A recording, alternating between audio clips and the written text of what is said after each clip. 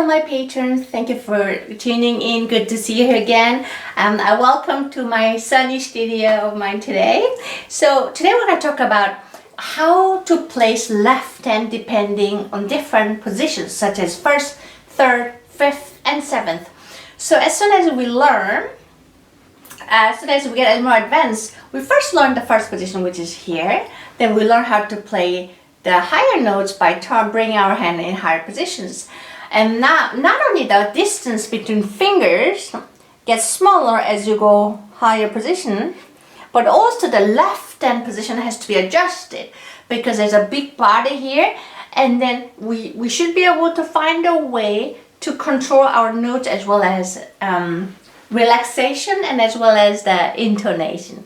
So we're going to play A major 2-octave scale using first, third, fifth and seventh position. I'll show you how to learn how to train your left hand frame so that you know how to play those notes correctly. So let's first play A major 2-octave scale. It goes like this.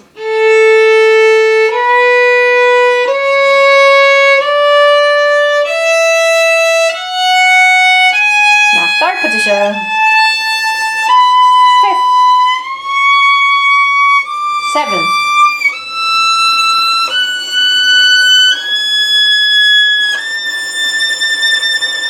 now we're going to come down with a 4 for half step, coming down from 7th to the 6th position.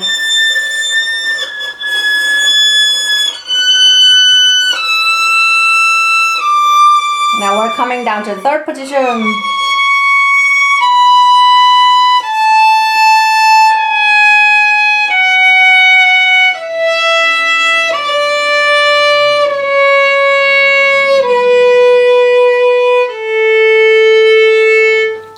So now, generally speaking, the left hand position when it comes to first and third position has not changed much. Left hand position stays pretty much the same. We just have to bring our left hand closer to us, like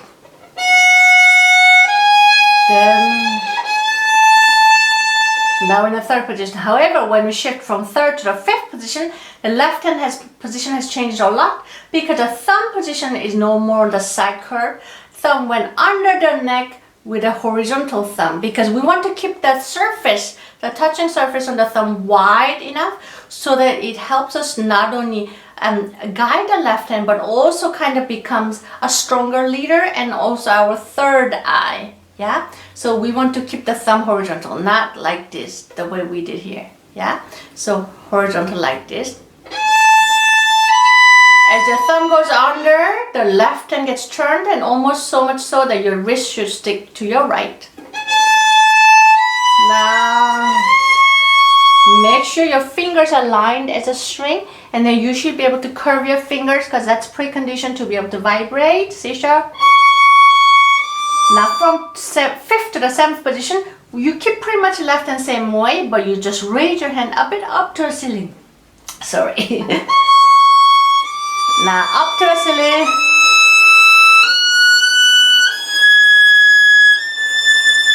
The reason being is if we just keep there from 5th to the 7th position, it's not impossible. The fingers are completely stretched, which is very hard to vibrate, and also it's typical position or typical look of the not so relaxed left hand, and that's not a good thing to have.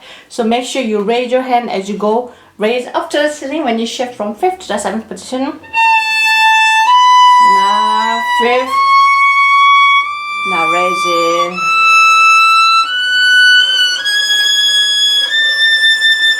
Let me show you from your 5th, I'm sorry, 3rd, 5th. Now raising 7. As you get higher, you will feel very crowded. What you do is you raise your violin higher and bring your left, and then you will soon see you have much more room into bow here. There's many ways of doing it, but I prefer to go half step down, shifting from 7th to the 6th position, which is left hand stays pretty much same. Just half step down. Now we're going down to the 3rd, which means the thumb goes back to the side. You could go down to the first position, but I personally prefer to stay a little longer to third position. So I bring my left elbow slightly to my right, continue in the third position on the A string. And then, so that's our first, third, seventh positions. Now, it's also a good idea to know the checkpoint. So just so that we're sure that we're playing tune. The good place would be any notes that you are playing, and one of those open string notes, G, D, A, E would be a good spot. For example, if you have A, the note in the third position, then compare with the open A. And if you have second finger note D, then compare with the open D. On and on like that, yeah? So this is one of those one could practice for rest of our lives. One could never forget about those, because those are important basics when it comes to advanced as well as intermediate repertoires. Yeah, I hope this video was helpful. Thank you for watching, and I wish you all a wonderful week and hope to see you again. Bye bye.